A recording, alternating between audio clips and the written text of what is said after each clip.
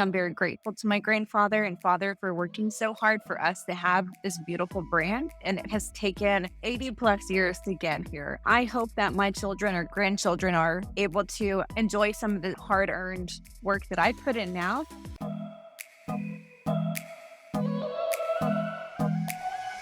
Welcome to Working Women Mentor, a podcast that empowers everyday women like you, like me, to share and learn from life's mentor moments. I am your host, Rani Alfers, and in each episode, you will meet inspiring women that understand the power of recognizing mentor moments and how those moments can change it all. These fabulous women are here and ready to share it all with you. So let's dive in.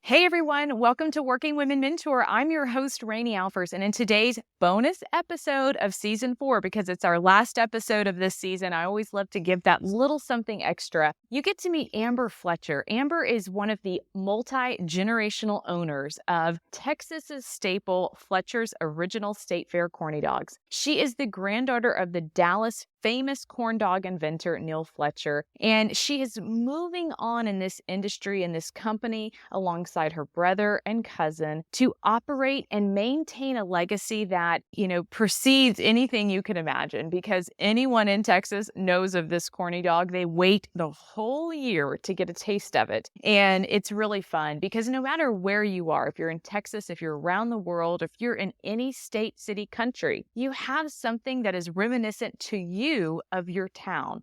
You have these festivals and these state fairs and these things that go on around us that bring community, bring us together. And of course, in this episode, the mentorship that she learns and shares from a family business perspective. I think it's a new perspective because we haven't really touched on what that feels like, what that looks like, and what those tips are that she's learned firsthand. So with a lot of fun and a lot of pride in her legacy and her family, the state and the business that she's working in, Amber has a fantastic episode.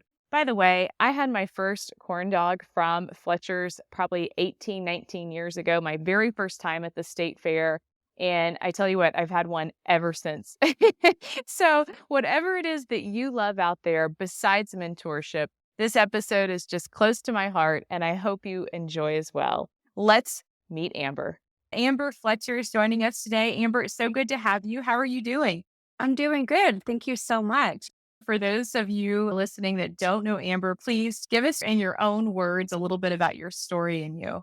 I grew up here in Dallas-Fort Worth area. I just have been a lover of all things Texas, like most of us are here. So I actually was really fortunate. I was born into just an incredible family that had a family business that's been going on for over 80 years now. I always wanted to be in the family business, which we'll talk about, but I did have a lot of passions for health education and health science, which is what I got my degree in from Texas Women's. I didn't really think about getting a degree in food science and then selling fried food, but I think I've made it work. Just Yeah. a little irony in that. That's all, right? Yeah. Well, okay. So you touched on that you are a part of a family business and you're in fact third generation on this business. And for anyone outside of Texas, they may not be familiar with this family that you're with, but it's the Fletcher Corny Dog family. And I mean, everyone in Texas has had one. We crave them year after year when we go back to the Texas State Fair, and we'll get to all of that. But give us a little bit of background about this family business, even before you started with it, because it's pretty iconic. Yeah, thank you. So my grandfather and his brother, they were actually performers. It was called vaudeville that they were in the early 1930s. And kind of towards the end of that era, they were really trying to find something new to do. And they were just very loud, passionate men. And they ended up finding their way to the State Fair of Texas in 1937 and 1938, performing a show. It was called The Drunkard. And they were offered an opportunity to have a food booth. And not really being chefs, they did have an idea that they were really inspired by. My grandfather said that it was corn baked in like the shape of an ear of corn and a hot dog product. But it was very time consuming and complicated. You would sit down, it was baked, you had to eat it, knife and fork. And they just really sat and thought on how they could speed up the process of this product and make it something new and fun and put it on a stick. And so, really, it's one of the first times that in America they saw the corn dog, or what we have always called a corny dog. And so, we just tell people that my grandfather invented the corny dog in the late 1930s, and we've been selling it at the State Fair of Texas since 1942. And it has been an amazing journey that my family has been on. Yeah, since 1942. Wow. And like you said, it's so tied to the State Fair of Texas. And yeah, there's state fairs all over the US. So everyone has their own. Yours is Texas. And I'd love to hear about some earlier stories. Were you working at the fair when you were younger? How did this get started for you? I did get to work at the fair when I was a kid. The earliest I remember is probably age 10. One thing at Fletcher's is that we try to do everything the way that my grandfather did. Nothing is like machine made other than the hot dogs. We don't make those.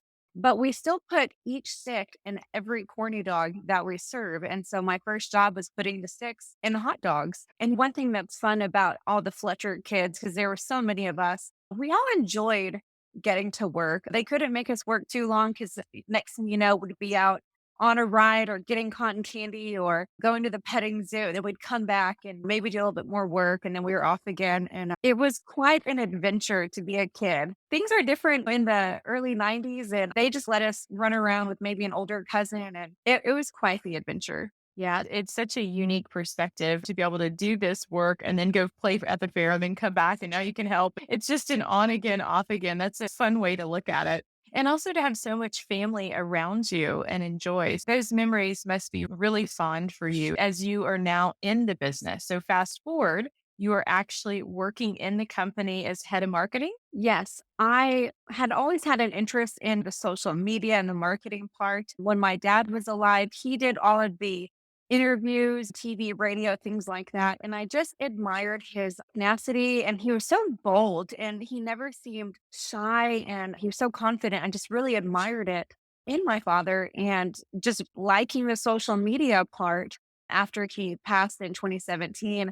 The family, we all took turns doing interviews and just seeing what role each of us was going to fit into. And I just seemed to gravitate towards the marketing side and just really seemed to enjoy it and connect with people and meet people and hear their stories and get to share our love of corny dogs with their tradition of having them. And so I'm very fortunate that I did get into marketing with the family business. I'm curious on that process too. Did you all just talk about it as a family, or did you interview for the job and kind of what your credentials would be and how you would handle the company and your vision? Or how does a family do that? Because it's tough competition, I imagine. You have your other family members maybe also wanting some of these roles. What's the term? Baptism by fire? Have you heard that? Yeah, I have. That's a good way to Um, say that.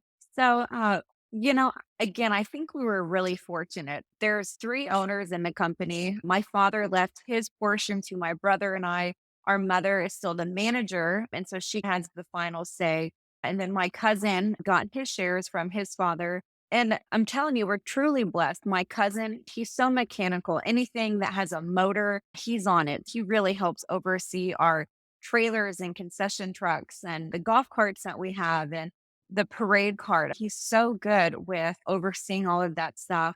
My brother really enjoys more of the what's Fletcher's going to do next. He's much better, I think, at identifying what our peers are maybe wanting.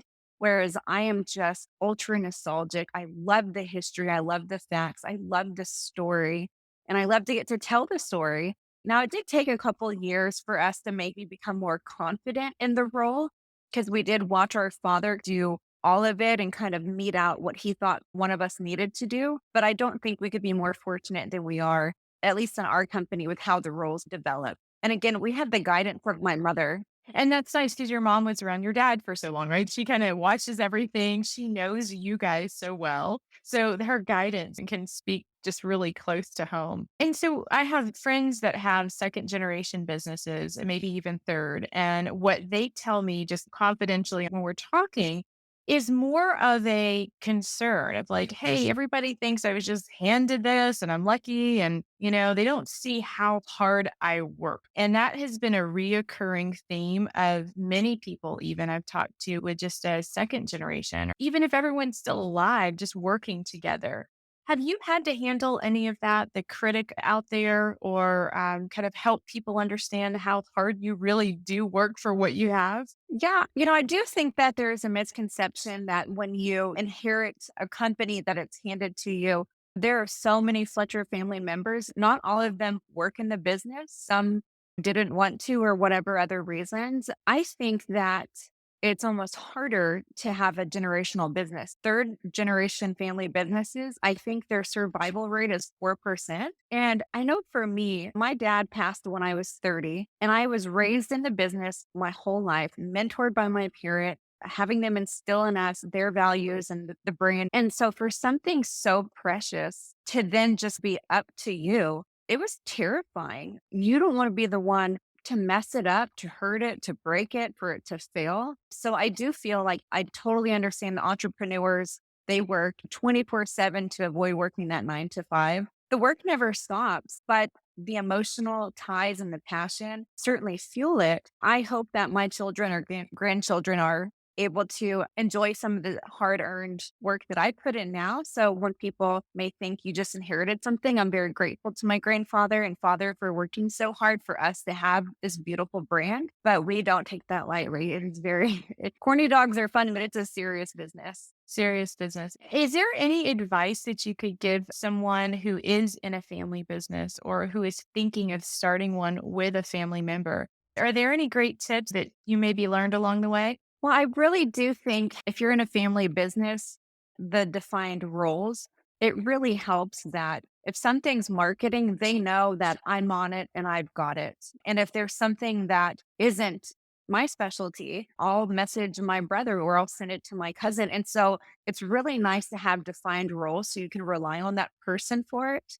And also, you just have to have someone, I guess, you really trust because I know when I send something to my brother, I trust he's gonna take care of it and I don't have to worry about it. And I family businesses they're fun, but it is hard. My mother and I will go out to dinner and I'll be like, okay, I don't want to talk about work. And she's like, I don't want to talk about it. 5 minutes later, we're like, and can you believe that email that we got? And we're like, stop it. And we'll do that multiple times throughout the night. And we'll be like, stop. It's hard to contain, but I like that you're trying to set that boundary of time so you still get to savor her as your mother in other ways, right? Not just that business conversation. Exactly. I tell her, I'm like, I want mother time, not manager time. And same thing with my brother. And that's another thing I think is just having really good, healthy, loving boundaries, which even my brother will go out to dinner or we'll go do a show and maybe work comes up and he was like, I'm not talking about that tonight. And it reminds us, oh yeah, we're not supposed to be talking about it right now. So I think having healthy and loving, strong boundaries too. That is very helpful, very helpful. Well, Fletcher's is, as we said, is a Texas staple. And you mentioned this third generation piece, that failure rate is high.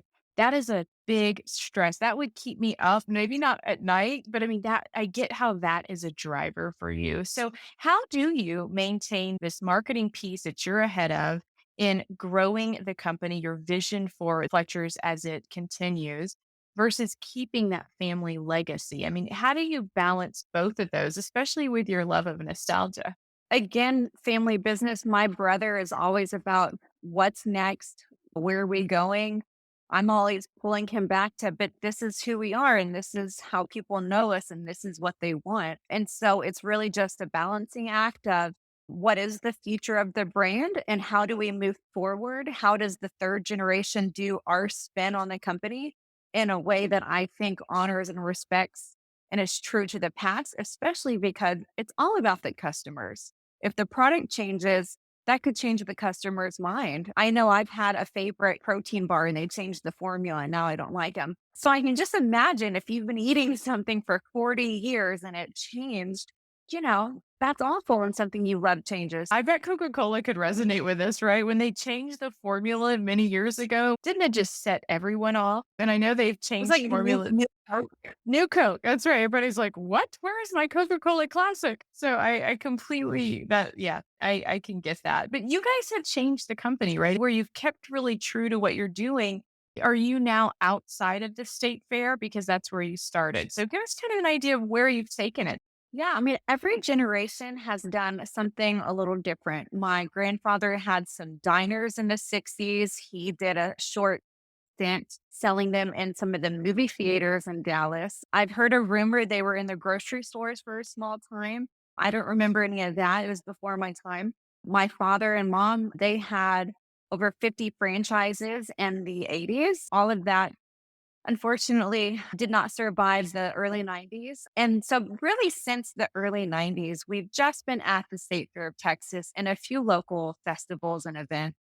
But my brother and I wanted to get food trailers, food trucks. He had been wanting a food truck for 15 years, but we were younger and I was still in school. And then when my dad passed, we had about a year of just spending time with the family. We really didn't do much. And then towards the end of 2018, we just started thinking of what are we going to do? And Aaron wanted the food trailer. So in 2019, we got two food trailers and ended up just applying to events and festivals. And we maybe did 10, 15 festivals that year. And we're so excited that we were doing well and successful and finding more. And let me tell you, we were so excited for 2020 and all the events we were going to do. And then everything, as you know, shut down. Everyone was parked for a little while. Yeah. Well, it was only parked for a couple months, and then we ended up catering for a first responder for Dallas Police Department from an anonymous donor. They sent us there to feed them. And it ended up in the news. And after that, we were at every fire station, police department, hospital, small surgical centers. We just went all over just feeding first responders. And what was good about COVID, if I can say what was good about that in Yeah. 2020 was it did help push the message that we had the food trailers and we were doing catering and pop-ups. Cause in 2019, it was kind of hard. People would see us and they'd say, no, they're only at the state fair. And we're like, no, really, it's us. We're out. We have food trucks. Yeah, it gave you that brand exposure, right? I mean, it gave you unexpected exposure in ways that you never would have planned, I'm sure. It's, yeah, that's a beautiful, beautiful thing. Yes. So really the food trucks is our venture and we do festivals, events, catering. I can't tell you how many weddings, birthday parties, anniversaries, corporate catering is a big one. We get to do a lot of fun local corporations in Dallas, Fort Worth. And we even ship nationwide on Goldbelly, which we started a couple years ago. We shipped all 50 states now. And we even ship to Hawaii and Alaska, which blows my mind who's ordering them so far away. But it's been real fun. And with all of that, there's so many opportunities that kind of bring it back to where we do have to look at the company's vision and plans and goals and see if this aligns with that because we don't want to get off track. Not that we don't make room for error. I'm always about saying yes and trying something, but it does help to have some guidelines when you're doing something completely new. I mean, you have to have that filter, that vision to sift everything through. And then it sounds like you guys are in such great alignment that you have a wonderful team around you. And I know that's your family and beyond. Our main crew that works with us has been with us for over 10 years. Our manager has worked for us for 43 years. And so it really is like one big family. And so working is always like with one big family, and meetings are one big family. You know, you have a wonderful team, and that's your family that you've created. You're doing something right over there. If everyone's Mhm. staying and everyone's working, I think that's the environment we all want to be around. You're doing something right for sure, Amber. Well, every year we learn more and more. And the more we learn to do, the more we can do. And it has taken 80 plus years to get here. So it definitely takes a while. It does. Well, and I know you mentioned that your family has provided mentorship for you. You grew up watching your grandfather, your dad. What was that like? How did it shape your early views of mentorship? One thing that I didn't appreciate at the time because I was so much younger, I always felt like, my dad was telling me what to do. And then looking back, it's like, he was really just trying to instill in me the values that built that company and the methods that built that company and the ethics. And so looking back now, I'm so grateful that he met me where I was and took the time to just explain why you do something a certain way. He was so big on the quality of product that I know it probably drove people crazy how often he talked about the quality. And I think I'm the same way. I think I drive people crazy with how often I'm going in and checking the quality of the product because he taught me, aside from customer service, quality of product, it's two important things I think that make a company. The story is great, but there's other people that have great stories and other people that sell similar products. But I think the service and the quality is really what sets us ahead from others. And so I think just listening to my father after he passed away, I remember taking just so many notes of things I remember him telling me that I didn't want to forget. And fortunately, I still have my mother. She's been in the business for 45 years. And I remember joking with someone one day about, oh, I'm not going to do that because my mom doesn't want me to. And they're like, you let your mom tell you what to do? I was like, no, she's, she's so wise. I really value her opinion. If she doesn't think, I can obviously think for myself, but if she doesn't think that's a good move, I'm going to listen to her. She's been around. I've been doing this in this position for 5 years. She's been here 45 years. I'm going to listen to her. And so I really value what my parents have taught me. Listening is it sounds so simple, but often we ask for advice and then people just tune it out and they don't listen to it and they go and do something else. And having their own thought is great. But to me, it sounds like you have a really wonderful ability to understand who knows what they're doing, watch and appreciate. And you don't have to reinvent the wheel. You can actually just listen, observe, and learn and put into practice. And that's a wonderful lesson in motion. It sounds like you've had for a very long time from your family. Really special. It always reminds me of like, I know this is a silly image probably, but when a baby bird is learning to fly, at some point you have to jump. And there's plenty of opportunities and times that we have just jumped and taken a risk, but we've always had our parent guiding us. I know that sounds silly, but I just think it has really helped having this full team fully involved. On that note, Amber, what is your mentor moment that you want to share with our audience today? With mentorship, for the longest time, I have been able to speak about the family business, which is wonderful. And I've always wanted to share more about just my personal experience and journey. And I've had a few opportunities to do that. Really, for me, it's being the person that you needed, whether it was 5, 10, 15 years ago. If I'm in a situation or someone comes to me or there's an opportunity to speak, depending on what the topic is, I love the opportunity to share my experience, my knowledge, my journey, even if it means maybe being more vulnerable than I may want to be. Because I know there were certainly times, especially when I was at 30 and lost my dad. And in my 20s, having people around you to instill hope and faith and wisdom into you that had been where you are now. So I love that you can be that person that you needed. I think it's healing for us as well as it is just getting to help others. I've been fortunate a couple times in the last few years. I've been able to host like a food truck workshop at my alma mater, Texas Women's, for free. I go do this 2-hour course. The first hour is just all the ins and outs of starting a business, starting a food truck, what it looks like, applying to events and health permits. And then I bring the food truck and I let them have hands on so they can touch it, see it. I'm hoping it'll spark some kind of passion about this is what I want to do. And then we ask questions and go over everything. Because I know when we were first going through that, I didn't have a single clue how to file a health permit or how to send taxes to the city that you do the event in. And I wish I had someone to sit down and just, here's all my knowledge. Here it is. And getting to go do that has been such a blessing seeing other women. Some men went to the workshop too, but it's mostly for women. And so it is nice when someone does ask me. Yeah. Yeah. What I'm hearing is there are areas where you wish you would have had maybe someone to go to and ask. But since you didn't, you've learned something and you're taking every opportunity you can to share that with someone else who might be like sitting there going, okay, I'd really love to open a food truck. So anyone listening who's ready to open a food truck, right? It's like they will now probably follow you and seek you out because you're willing to share, you're willing to give back.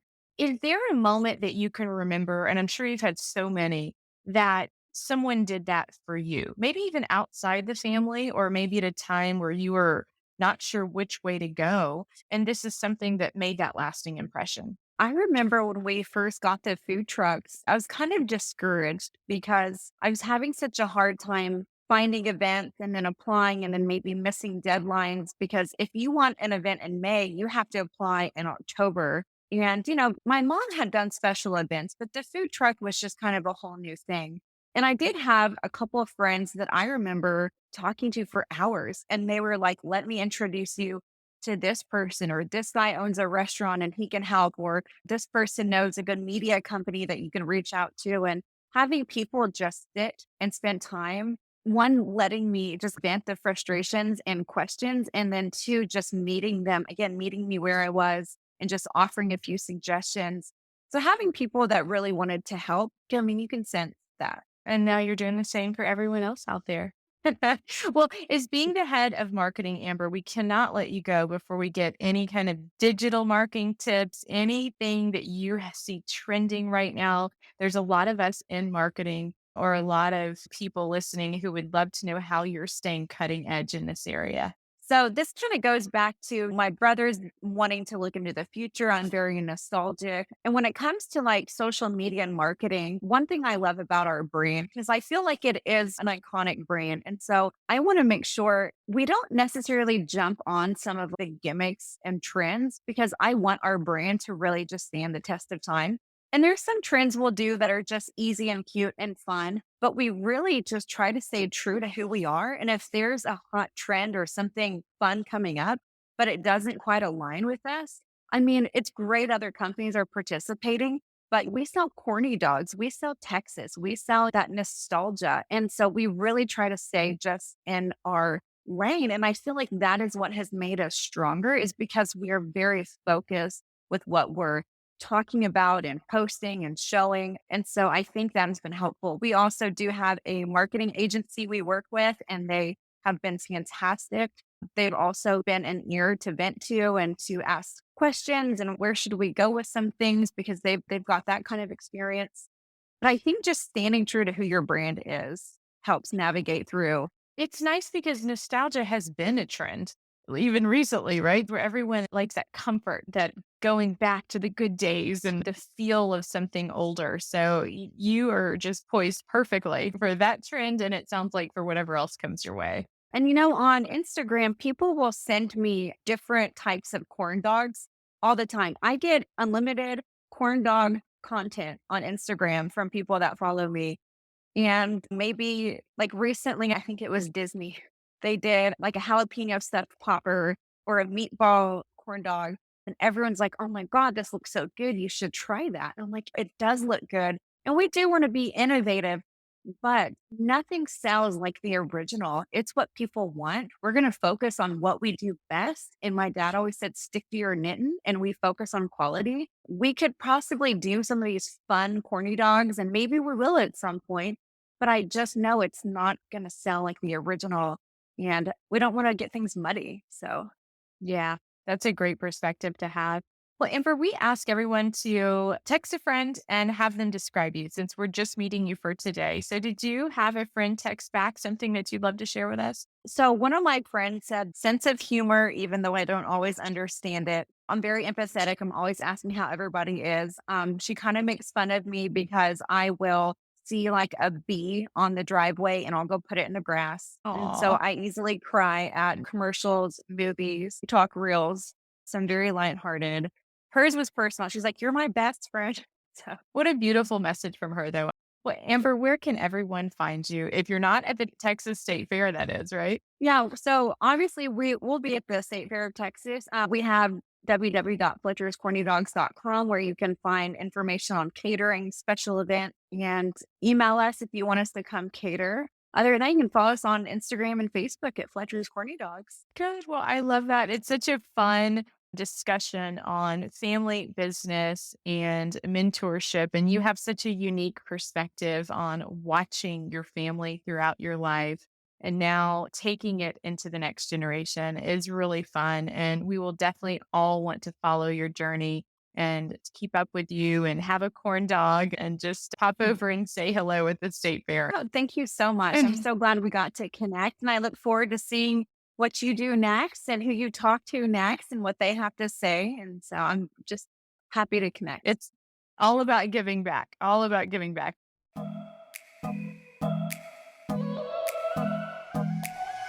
Thank you so much for joining us on this episode. I hope you'll walk away feeling inspired and are thinking of how a mentor moment can help you or someone you know.